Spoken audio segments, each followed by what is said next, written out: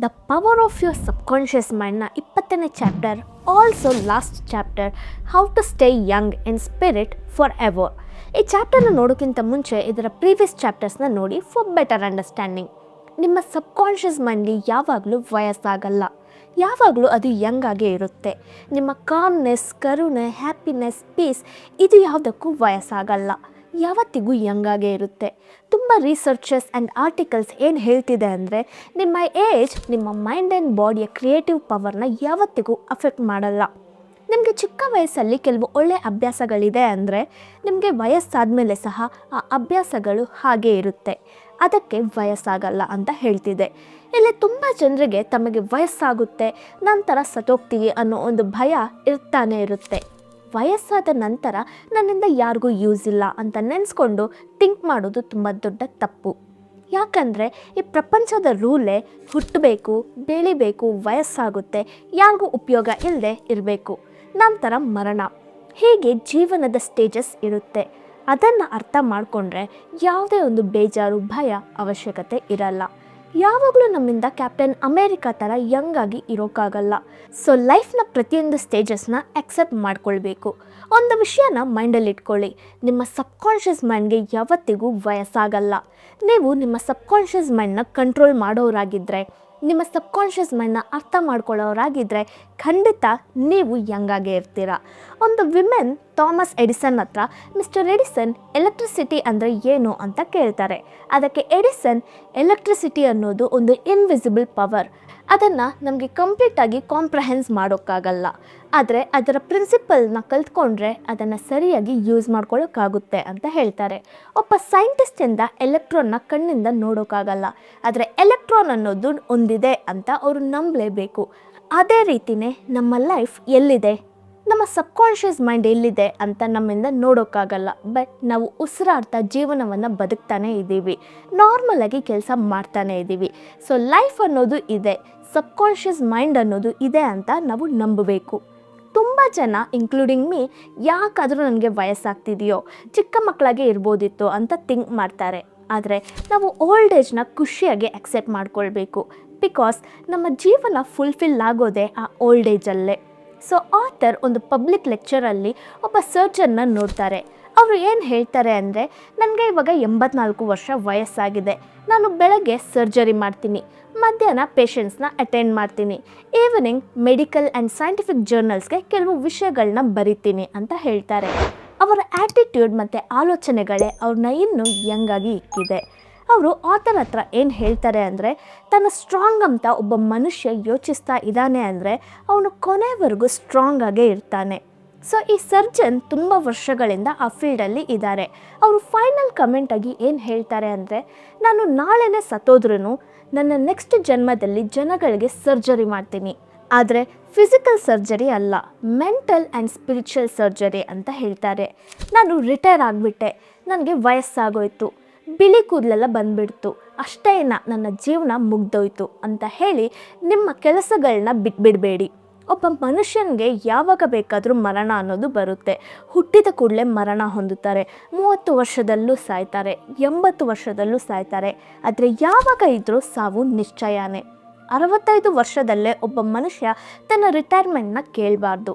ಯಾಕಂದರೆ ಆ ಏಜಲ್ಲೇ ಅವರು ತುಂಬ ಪ್ರಾಬ್ಲಮ್ಸ್ನ ಫೇಸ್ ಮಾಡಬೇಕು, ತುಂಬ ಡಿಸಿಷನ್ಸ್ ತಗೊಳ್ಬೇಕು, ಫ್ಯೂಚರ್ಗೆ ಬೇಕಾದ ಪ್ಲ್ಯಾನ್ಸ್ ಎಲ್ಲ ಮಾಡಬೇಕು. ಸೊ ನಿಮ್ಮ mental attitude and mental thought ಸರಿಯಾಗಿದ್ದರೆ ಖಂಡಿತ ನಿಮಗೆ ಕೊನೆವರೆಗೂ ಸಾಯೋವರೆಗೂ ಕೆಲಸ ಮಾಡೋಕ್ಕಾಗುತ್ತೆ. ನಿಮಗೆ 65 ವರ್ಷ ಆಯಿತು, 80 ವರ್ಷ ಆಯಿತು ಅಂದರೆ ಅಷ್ಟೇ ನನ್ನ ಕತೆ ಮುಗೀತು ಅಂತ ಅಂದ್ಕೊಳ್ದೆ ಇನ್ನೂ ಮಾಡಬೇಕಾಗಿರೋದು ತುಂಬ ಇದೆ ಅಂತ ಅಂದ್ಕೊಳ್ಳಿ. ತುಂಬ ಜನರನ್ನು ಒಬ್ಬ ಸೀನಿಯರ್ ಸಿಟಿಸನ್ ಆಗಿದ್ದು ಗೈಡ್ ಮಾಡ್ಬೋದು, ಅಡ್ವೈಸ್ ಮಾಡ್ಬೋದು, ನಿಮ್ಮ ಎಕ್ಸ್ಪೀರಿಯನ್ಸ್ನ ಹೇಳ್ಕೊಳ್ಬೋದು, ಯಂಗ್ ಜನ್ರೇಷನ್ಸ್ನ ಗೈಡ್ ಮಾಡ್ಬೋದು. ಹೀಗೆ ಎಷ್ಟೋ ಇದೆ.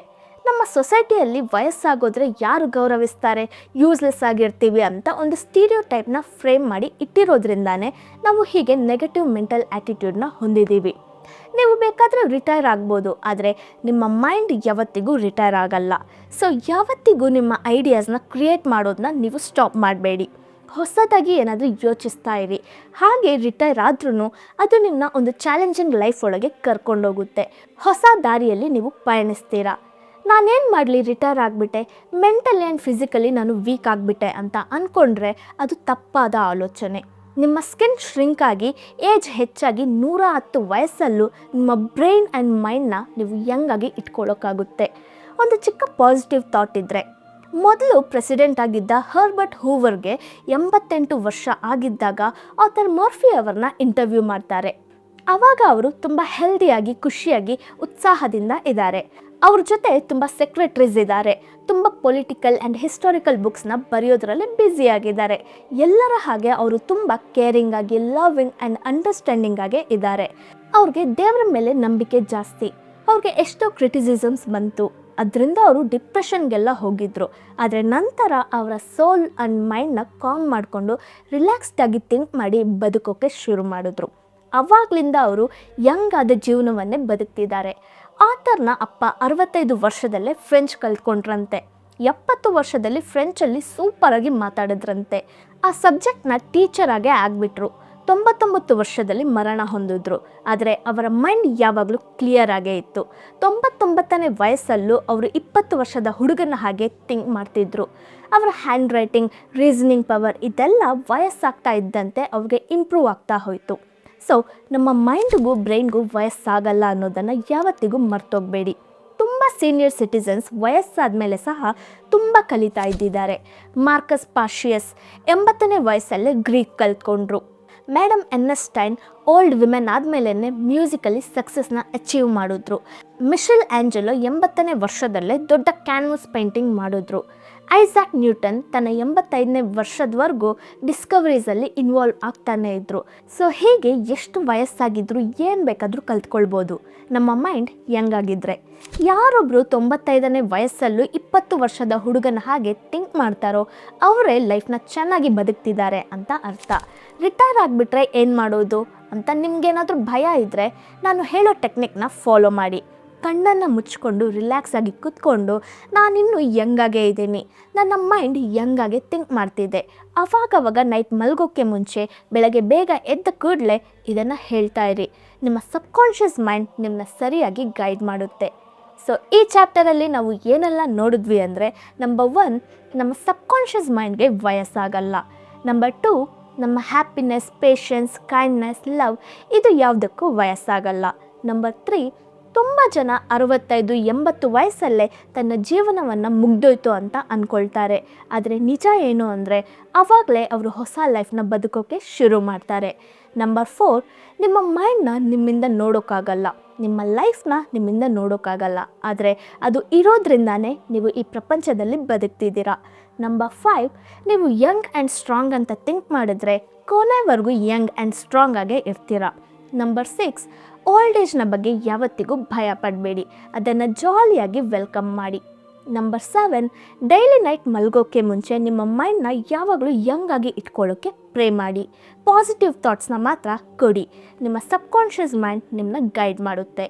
ಸೊ ಇಲ್ಲಿಗೆ ಈ ಬುಕ್ನ 20 ಚಾಪ್ಟರ್ಸ್ನು ಕಂಪ್ಲೀಟ್ ಆಯಿತು. ನಿಮ್ಮ ಸಬ್ಕಾನ್ಷಿಯಸ್ ಮೈಂಡ್ನ ಪವರ್ ಏನು ಅಂತ ಇವಾಗ ನಿಮಗೆ ಚೆನ್ನಾಗಿ ಅರ್ಥ ಆಗಿರುತ್ತೆ. ಸೊ ಈ ಎಲ್ಲ ಚಾಪ್ಟರ್ಸಲ್ಲಿ ಹೇಳಿರೋದನ್ನು ನೀವು ನೀಟಾಗಿ ಫಾಲೋ ಮಾಡಿದ್ರೆ ನಿಮ್ಮ ಸಬ್ಕಾನ್ಷಿಯಸ್ ಮೈಂಡ್ನ ಹೇಗೆ ಕಂಟ್ರೋಲ್ ಮಾಡೋದು ಅನ್ನೋದನ್ನು ಕಲ್ತ್ಕೊಳ್ಬೋದು. ಸೊ ಏನೇ ವಿಷಯ ಆಗಿದ್ರೂ ನಿಮ್ಮ ಹತ್ರ ಇರೋ ಸೂಪರ್ ಪವರ್ ಆದ ಸಬ್ಕಾನ್ಷಿಯಸ್ ಮೈಂಡ್ ಹತ್ರ ಕೇಳಿ, ಖಂಡಿತ ನಿಮಗೆ ಸಿಗುತ್ತೆ. ಸೊ ಈ ವಿಡಿಯೋ ನಿಮಗೆ ಇಷ್ಟ ಆಗಿದ್ದರೆ ಮರೀದೆ ಲೈಕ್ ಮಾಡಿ. ಆಲ್ಸೋ ನಿಮ್ಮ ಫ್ರೆಂಡ್ಸ್ ಆ್ಯಂಡ್ ಫ್ಯಾಮಿಲೀಸ್ಗೆ ಶೇರ್ ಮಾಡಿ. ಹಾಗೆ ಈ ಚಾನಲ್ನ ಸಬ್ಸ್ಕ್ರೈಬ್ ಮಾಡಿಕೊಂಡು ಅಪ್ಕಮಿಂಗ್ ವೀಡಿಯೋಸ್ನ ನೋಡೋಕ್ಕೆ ಬೆಲ್ ಐಕಾನ್ನ ಟ್ಯಾಪ್ ಮಾಡಿ. ಈ ಬುಕ್ನ ಪ್ರೀವಿಯಸ್ ಚಾಪ್ಟರ್ಸ್ನ ಲಿಂಕ್ನ ಡಿಸ್ಕ್ರಿಪ್ಷನಲ್ಲಿ ಕೊಟ್ಟಿರ್ತೀನಿ. ಯಾರೆಲ್ಲ ನೋಡಿಲ್ವೋ ಮಿಸ್ ಮಾಡದೆ ನೋಡಿ. Very very useful videos. So ಇಲ್ಲಿವರೆಗೂ ಮಾಡಿರೋ ಎಲ್ಲ ಚಾಪ್ಟರ್ಸ್ನ ಯಾರೆಲ್ಲ ಕಂಪ್ಲೀಟಾಗಿ ನೋಡಿದ್ದೀರೋ ಅವರು ಕಮೆಂಟ್ ಮಾಡಿ. ಸೊ ದಟ್ ಈ ರೀತಿ ಇನ್ನಷ್ಟು ಬುಕ್ಸ್ನ ಕಂಪ್ಲೀಟ್ ಮಾಡೋದಕ್ಕೆ ನನಗೆ ಮೋಟಿವೇಶನ್ ಸಿಗುತ್ತೆ. ಮತ್ತೆ ಇನ್ನೊಂದು ಬುಕ್ನ ಚಾಪ್ಟರ್ ಜೊತೆ ನಿಮ್ಮನ್ನ ಮೀಟ್ ಆಗ್ತೀನಿ. ಅಂಟಿಲ್ ದೆನ್ ಟೇಕ್ ಕೇರ್, ಬಾಯ್.